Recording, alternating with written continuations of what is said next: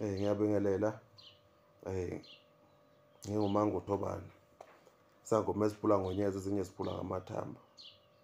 Umphathi wekhubalo, sandla sensimbi, isikhwebu sentambo, enhliziyo yebomvu zamadoda. Ndilikatshelwa abathakathi. Manzi olwandle, umanzi ababayo. Solushini uyelo. Namhlanje ngizocela ukuchaza ngendaba yezidalwa.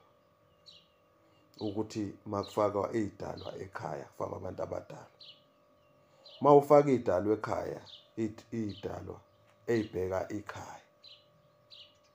Izidalwa eziletha inhlahla ekhaya.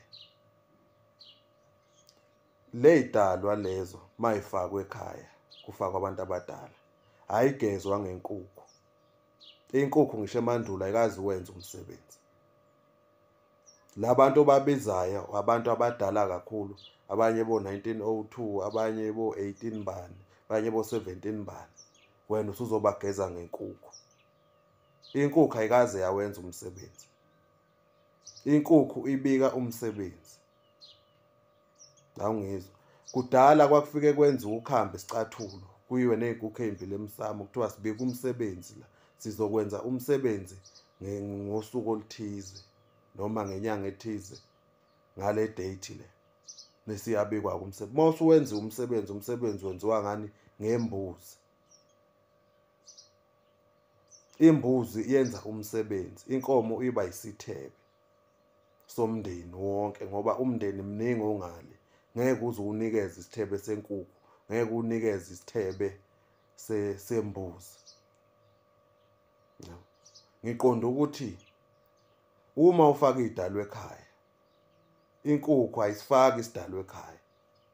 Ngisho nje nesisodwa, sikho isidalwa sifakwa inkukhu. Isidalwa sifakwa imbuzi.